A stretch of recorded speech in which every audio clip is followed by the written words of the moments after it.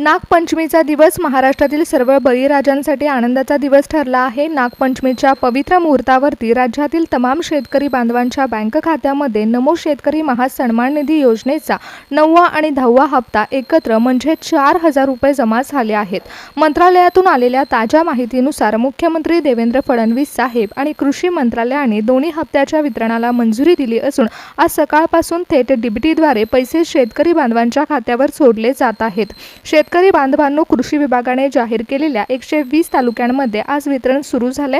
हवामानाचं असंतुलन तसेच पिकांचं नुकसान यानुसार सरकारने फक्त 120 तालुक्यांची निवड ही पहिल्या टप्प्यासाठी केली आहे आणि याच पार्श्वभूमीवरती कृषी विभाग आणि अर्थ मंत्रालयाची महत्त्वाची बैठक पार पडली होती। या बैठकीमध्ये राज्याच्या अर्थ विभागाकडून कृषी मंत्रालयासाठी विशेष निधी वर्ग करण्यात आला आणि सणासुदीच्या काळात शेतकऱ्यांना मोठा दिलासा मिळत आहे। नागपंचमी दिवशी दोन्ही हप्ते म्हणजेच 2,000 रुपये प्लस 2,000 असे 4,000 रुपये वितरित करण्याचा निर्णय घेण्यात आला। मंत्रालयातील वरिष्ठ सूत्रांनी दिलेल्या अहवालानुसार कृषी विभागाने राज्यभरातील सर्व 358 तालुक्यांचा सखोल आढावा घेतला होता। हवामान खात्याचा डेटा आणि स्थानिक पिकांचं नुकसान तसेच शेतकऱ्यांच्या कागदपत्रानुसार पहिल्या टप्प्यातील 120 तालुक्यांची निवड या वितरणासाठी करण्यात आली आहे। शेतकरी मित्रांनो, सरकारने गेल्या काही दिवसांमध्ये सर्व लाभार्थी शेतकऱ्यांच्या डेटाची तपासणी केली होती आणि आज नागपंचमीच्या दिवशी 4,000 रुपये 3 निकषांनुसार शेतकऱ्यांच्या खात्यावर सोडण्यात आले आहेत। परंतु शेतकरी मित्रांनो, बँकेच्या सर्व्हरवर एकाच वेळी ताण येऊ नये आणि वितरण प्रक्रियेमध्ये कोणतेही अडथळा निर्माण होऊ नये यासाठी रिझर्व्ह बँकेच्या मान्यतेनुसार आणि मार्गदर्शनानुसार राज्य सरकारने 3 विशेष टाइम स्लॉट जारी केले आहेत। त्यामुळे 10 ते 1 या पहिल्या टाइम स्लॉटमध्ये महाराष्ट्रातील 35 तालुक्यांमध्ये डायरेक्ट बेनिफिट ट्रान्सफरच्या माध्यमातून 4,000 रुपये शेतकऱ्यांच्या खात्यावर सोडण्यात आले। तर दुसरा टाइम स्लॉट हा 1 ते 5 वाजेचा आहे। यामध्ये महाराष्ट्र ग्रामीण बँक आणि जिल्हा मध्यवर्ती बँकांचे सर्व्हर हे मंत्रालयाच्या सर्व्हरशी कनेक्ट केले जातील। यामध्ये 40 ते 45 तालुक्यांमध्ये पैसे सोडण्याचं काम केलं जात आहे।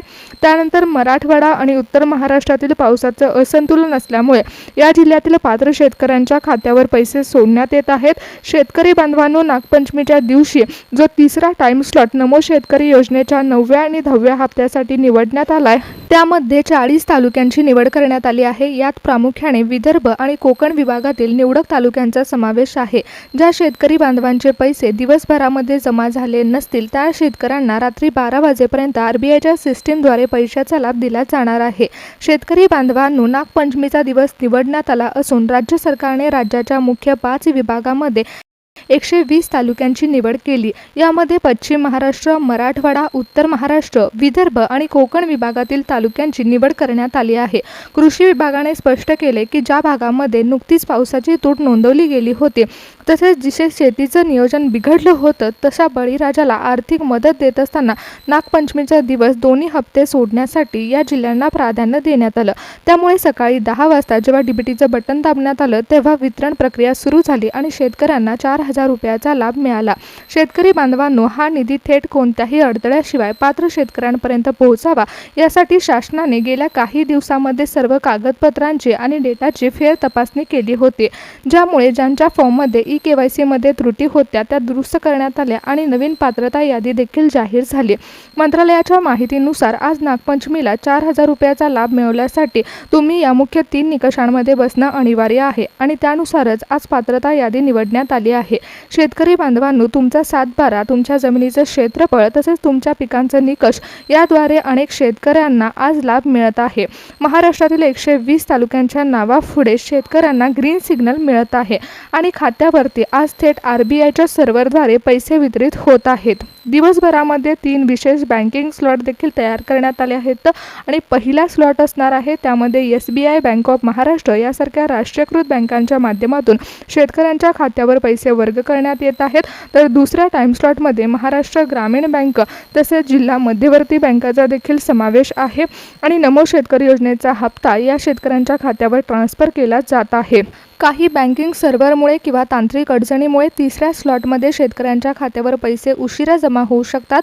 म्हणजेच 12 वाजेपर्यंत कधीही पैसे जमा झाल्याचा मेसेज येऊ शकतो आणि यासाठी सरकारने RBIच्या मार्गदर्शनाखाली संध्याकाळच्या वेळेस देखील सर्व्हर ॲक्टिव्ह ठेवण्याचे आदेश दिले आहेत.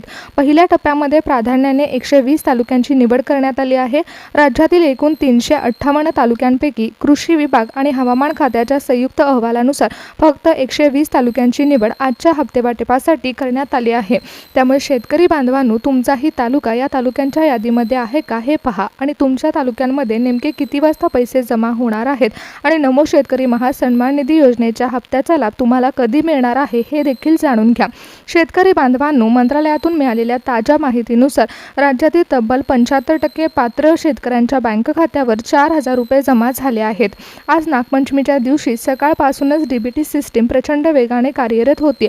त्यामुळे तुमच्या खात्यावर अजूनपर्यंत पैसे जमा झाले नसतील तर काळजी करू नका, कारण कृषी मंत्रालयाने स्पष्ट केलं आहे की उर्वरित 25% शेतकऱ्यांच्या खात्यावर हप्ता वाटप करण्याची प्रक्रिया ही सुरू आहे.